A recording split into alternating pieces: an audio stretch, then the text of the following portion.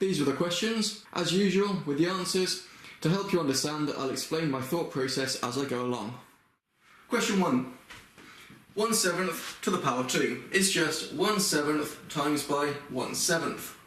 Or 1 times 1 giving you 1, 7 times 7 giving you 49. Notice with these, we can just do 1 squared and 7 squared. Question 2. We've got 2/5 to the power 3. So this is just 2/5 times 2/5 times 2/5. 2 times 2 times 2 gives you 8. 5 times 5 times 5 gives you 125.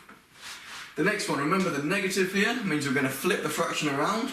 So that's going to give us 11/9 to the power of, and we've dealt with a minus, so it's just 2. 11 squared is 121, 9 squared is 81.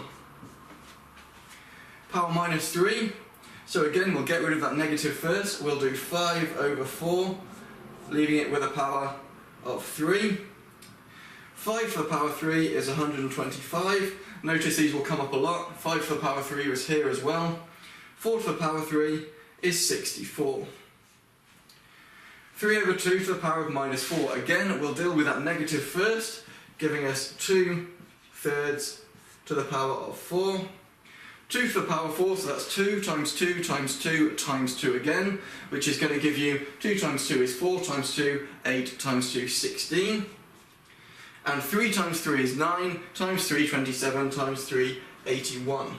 Also with these, don't forget that you can do 2 times 2 times 2 times 2. 2 times 2 gives you 4, 2 times 2 gives you 4, and just do 4 times 4 to give you the 16. And you can do the same with the 3's to give you 9 times 9, giving you 81. Might be a bit easier. Moving on now, 144 to the power of 1/2. Remembering that power of 1/2 is just the square root. The square root of 144 is simply 12. The cubed root of 27, don't forget we can write that as the cubed root of 27, and that would just be 3. 3 times 3 times 3 gives you 27. Power of 1/2, again the square root, we're just going to do the square root of each number. The square root of 4 is 2, the square root of 25 is 5, 2/5.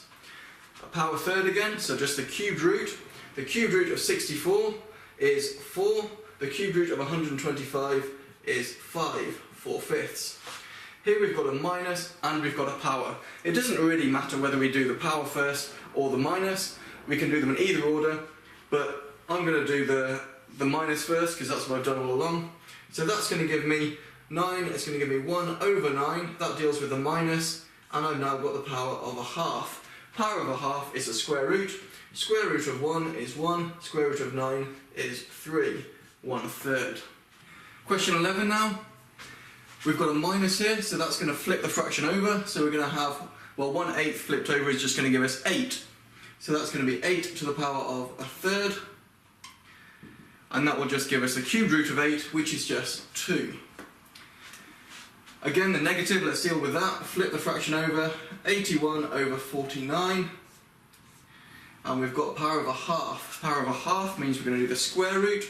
The square root of 81 is 9, square root of 49 is 7, 9/7. Again, a negative, so let's flip the fraction over. 100/121. Don't worry about which number's on the top and the bottom, which one's bigger. Doesn't matter, just go with what you've got. At the end of the day, if you're given a wrong question, you just have to go with it. So that deals with the negative. Power of 1/2 is the square root. So square root of 100 is 10, square root of 121 is 11. Same again, deal with the negative. Again, if it's 1 there, when we flip it over, 32/1 is just 32. So that's 32 to the power of 1/5. We now need the 5th root of 32. And you might think, well, I don't know that. But 32 is quite a small number. So we need to know the answer is going to be quite a small number too. Begin with something small, like the number 2. Well, 2 times 2 times 2 times 2 times 2 to the power of 5. What is 2 to the power of 5? You can work it out. It will give you 32. So therefore the 5th root of 32 must be 2. Okay, have a practice with that if you're not quite sure. Question 15, let's deal with that negative again. We've got 10/3, and we're going to do that now to the power 4. Well, 10 to the power 4 is going to be 10,000. Multiplying by 10 should be easy. Keep adding a 0. So 10 times 10 is 100, times 10 again 1,000, times 10 again 10,000. And then 3 to the power of 4, well we did that earlier, 3 times 3 is 9, and then the other 3 times 3 is 9, multiply them together you get 81. There we are.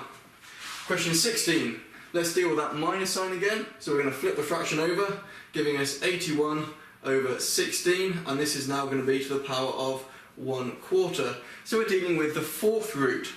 And again, as we've played around with some of these, you might get to know what the 4th root of things are. For example, we did 3 to the power of 4 to give us 81. That tells us that 81, the 4th root of 81, is just 3. Well, we've got 81 up here, and we need the 4th root. So that's going to give us 3. The number on the bottom is smaller than 81, so the answer we should get should be smaller than 3. Again, let's look at 2. 2 to the power 4, 2 times 2 is 4, times 2, 8 times 2 is 16. So it must be 2. So the 4th root of 16 is 2. 3 over 2 for the answer to that one. Notice how by breaking it down into little bits, I don't have to think of this horrible fraction and work it all out together. I can just break it down into the individual parts. And when you make maths easy like that, you realise that a complicated question, you just go through simple steps and you get to the answer. And that's all we're doing. Here we've got a power of 2/3, which is quite awkward, but as explained in the video, we can just break that down. 64 over 125 to the power of 1/3, and then we just do all of that to the power of 2. Again, it looks complicated, but we just do it step by step. To the power of 1/3 is fairly straightforward. And I always do that, the bottom number here, the third, first, because it gets the numbers smaller, and it's much easier to work with smaller numbers than it is to work with bigger numbers. It would work the same way if we did 64 squared, 125 squared, and then found the cube roots of those numbers, but that's huge numbers that I don't really want to work with. But I can do the cube root of 64 because that's just 4, and I can do the cube root of 125 because that's just 5. And it's nice when you work with single digits. 4 squared then is 16, 5 squared is 25. Much easier to work with that. The next question then. Again, we'll deal with that minus sign first. We're going to have 1,000 over 27. And now that's going to be to the power of 2/3. So let's again break it down. We're going to do 1,000 over 27 to the power of 1/3 first, and then we're going to square that afterwards. So the cube root of 1,000 is 10, and the cube root of 27 is 3. And that's all going to be squared. 10 squared gives me 100, and 3 squared gives me 9. 100 over 9. Now when we're doing maths properly, ideally I'd like to work down the page, but because I'm just doing the answers, I'm working across. But try and keep it neat however you work it out. Using that negative first then, we're going to have 25 over 36, and then that's going to be to the power of 3 over 2. Again, don't worry that this fraction has got a larger number on the top. Just go with what it gives you.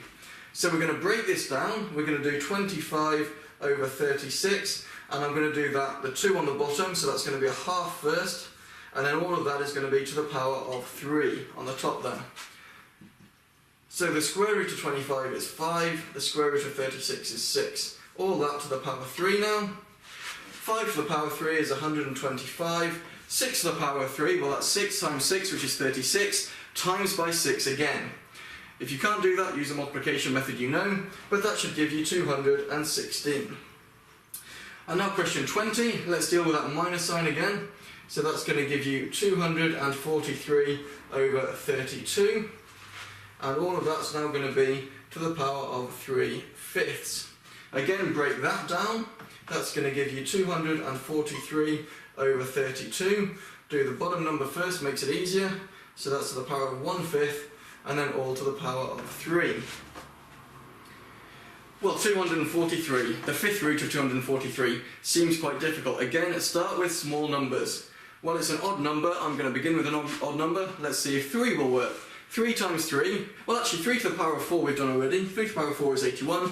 81, if we times that by another 3, that will give us 3 to the power of 5, and that 81 times 3 does indeed give us 243. Therefore the 5th root of 243 must be 3. And the fifth root of 32 we did up here somewhere, or over here, there we are, giving you 2. Now it's nice and easy. The last power left to do is that 3. So 3 to the power of 3 is 27. 2 to the power of 3 is 8. 27 over 8, and you're done. If you have any questions about this or anything else to do with maths, please feel free to leave a comment below, and then I'll try to get that back to you. Might try to do another video on that if it's big enough. Otherwise, feel free to leave any other comments. There's more information in the description below, and please don't forget to subscribe.